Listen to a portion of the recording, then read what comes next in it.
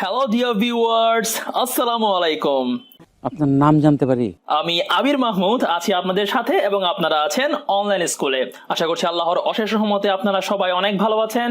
তো ডিবিএমএস এর গত ক্লাসে আমরা দেখেছি কিভাবে ডেটাবেজের মধ্যে ট্যাবল ডিজাইন করতে হয়। আমি ব্লগ ওয়েবসাইটের জন্য বিভিন্ন ট্যাবল নিয়ে কিভাবে সেটা ডিজাইন করতে হয় সেটা দেখিয়েছি। যারা ভিডিওটি মিস করে গেছেন উপর আই বাটনে ক্লিক করে চাইলে দেখে আসতে পারেন। ঠিক আছে। সো আজকে আমরা ডিবিএমএস এ খুবই ইন্টারেস্টিং একটা টপিক সম্বন্ধে জানবো। আজ একটা বিরাট ফাটাফাটি হইব। হ্যাঁ, আর সেটি হচ্ছে জয়েন্স ইন ডিবিএমএস, মানে ডেটাবেজ ম্যানেজমেন্ট সিস্টেমের মধ্যে ট্যাবল জয়েনিং নিয়ে একটা টপিক আছে এবং এটা খুবই ইম্পর্টেন্ট। দেখা যায় বিভিন্ন ইন্টারভিউয়ের কোয়েশ্চেনে অন্য কিছু নিয়ে কোয়েশ্চেন করুক বা না করুক, ডেটাবেজ ম্যানেজমেন্ট সিস্টেম থেকে জয়েনিং নিয়ে কোয়েশ্চেন মাস্ট করে।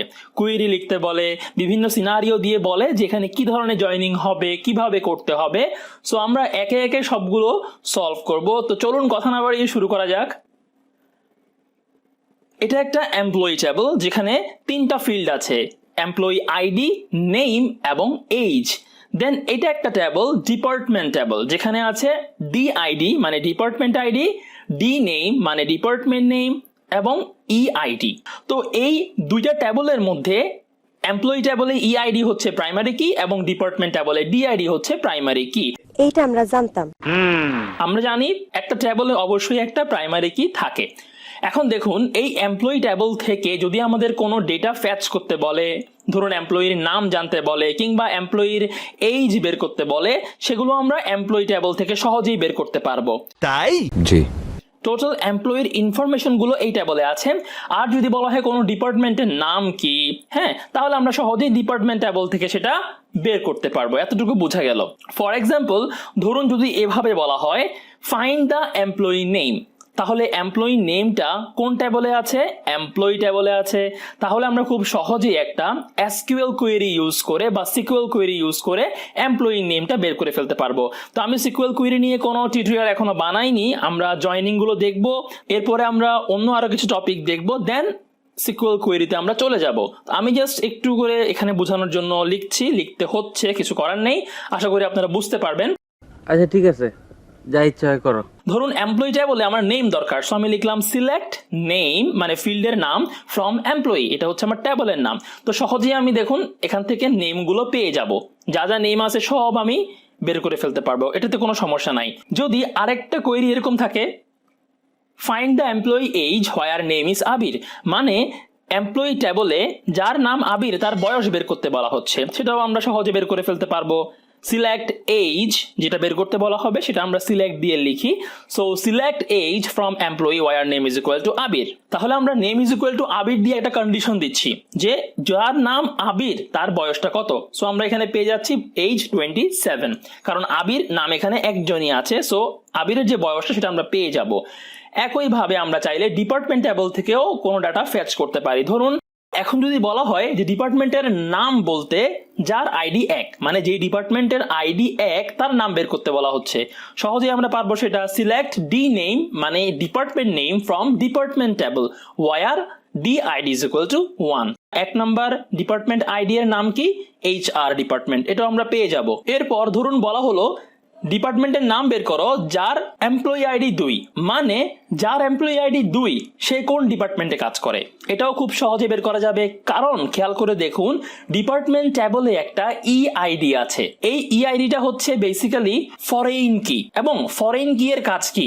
ফরেন কি প্রাইমারি কি থেকে রেফারেন্স নেয়। এই ছাগল কি বলে জানি না বড় মালিক। তার মানে এই ফিল্ডটা আরেকটা ট্যাবলে প্রাইমারি কি হিসেবে আছে। সো এই ফরেন কিটা প্রাইমারি কি থেকে কি করবে? রেফারেন্স নিবে। এখানে সেই ডেটাগুলোই আসবে যেগুলো প্রাইমারি কিতে আছে। যাদের প্রাইমারি কি এবং ফরেন কি এর কনসেপ্টটা ক্লিয়ার নেই তাদের জন্য ভিডিওটা বুঝতে একটু কষ্ট হয়ে যাবে।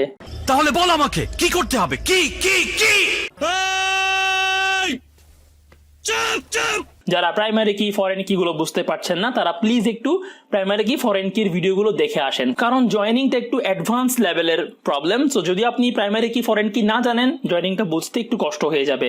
ওকে, সো আমি যদি এখন এভাবে বলি যে ডিপার্টমেন্ট নেমটা বের করব, select D name from department where EID is equal two 2, তাহলে ইআইডি যার 2 সে কোন ডিপার্টমেন্টে কাজ করবে? আইটি ডিপার্টমেন্টে। এটা আমরা বের করে ফেলতে পারি, রাইট? হ্যাঁ। এখন খেয়াল করে দেখেন, যদি কোশ্চেনটা হয় এরকম যে find the employee name whose working in IT department, মানে এমপ্লয়ির নাম বের করতে বলা হচ্ছে যে আইটি ডিপার্টমেন্টে কাজ করে। এখন ডিপার্টমেন্টের নাম এবং এমপ্লয়ি নাম দুইটা কিন্তু দুইটা ভিন্ন ভিন্ন ট্যাবলে আছে। সো যেহেতু দুইটা ভিন্ন ভিন্ন ট্যাবলে দুইটা আলাদা আলাদা ফিল্ড আছে, আমরা কিভাবে এই প্রবলেমটা সলভ করতে পারবো? বলো। থাক আপা, আমি বলি। এইটার সলিউশনটা করার জন্যই বেসিক্যালি জয়েনিংটা ব্যবহার করা হয়। So joining is used to fetch data from more than one table. যখনই একের অধিক টেবল থেকে একসাথে ডেটা ফ্যাচ করে আনতে হয়, তখনই আমাদের টেবলগুলোকে জয়েনিং করতে হয়। হতে পারে 2টা টেবল, 3টা টেবল, 4টা টেবল, অনেকগুলো টেবল হতে পারে। সো ডেটা ভিন্ন ভিন্ন টেবল থেকে একসাথে ফ্যাচ করার জন্যই জয়েনিংটা করা হয়। ওকে, জয়েনিং করার সময় একটি কন্ডিশন অবশ্যই মাথায় রাখতে হবে। 2টা টেবল যে আমরা জয়েন করব, সেখানে অবশ্যই একটা কমন অ্যাট্রিবিউট থাকতে হবে। এই যে এমপ্লয়ি টেবলে ইআইডি আছে, ডিপার্টমেন্ট টেবলেও একটা ইআইডি আছে। যদি 2টা টেবলে কোনো একটা অ্যাট্রিবিউট কমন থাকে, তখনই আমরা সেই কমন অ্যাট্রিবিউটের সাহায্যে 2টা টেবলকে জয়েনিং করতে পারবো। তাহলে যদি কমন অ্যাট্রিবিউট থাকে, তখনই শুধুমাত্র জয়েনিংটা সম্ভব হবে। এবার আসুন আমরা জয়েনিং এর প্রকারভেদগুলো দেখি। আমি সবগুলো এখানে লিখছি না, যেগুলো মোটামুটি ব্যবহার করা হয় সেগুলো এখানে লিখছি। ন্যাচারাল জয়েন, দেন সেলফ জয়েন, এরপরে আমরা দেখতে পারি ইকুই জয়েন, তারপর দেখতে পারি আউটার জয়েন। আউটার জয়েনটা কিন্তু অনেক লাগে, বাট এখানে ন্যাচারাল জয়েনটা সবচাইতে বেশি বেশি বেশি ইম্পর্টেন্ট। এটা অবশ্যই ভালোভাবে আপনাদের খেয়াল রাখতে হবে। দেন আউটার জয়েনের মধ্যে আবার 3 প্রকার আছে। প্রথমটি হচ্ছে লেফট আউটার জয়েন, এরপরে আমরা দেখতে পারি রাইট আউটার জয়েন, এরপরে আমরা দেখব ফুল আউটার জয়েন। সো এই জয়েনগুলো আমরা মোটামুটি কভার করার চেষ্টা করব। সো প্রত্যেকটা স্টেপ বাই স্টেপ আমরা ভিন্ন ভিন্ন লেকচারে দিয়ে দিব, কারণ সবগুলো যদি আমরা একসাথে কভার করতে চাই ভিডিওটা অনেক বেশি বড় হয়ে যাবে। তো আশা করছি আপনারা আজকের ক্লাসটি খুব ভালোভাবে বুঝতে পেরেছেন। যদি বুঝে থাকেন অবশ্যই একটা লাইক দিবেন, কমেন্ট করে জানাবেন কেমন লাগলো এবং শেয়ার করবেন আপনার ফ্রেন্ডদের সাথে। তো বিদায় নিব আজকের জন্য। ভালো থাকবেন সবাই। আসসালামু আলাইকুম, আল্লাহ হাফেজ। দি এন্ড চলে এসেছে, ফিনিশ। Okay bye.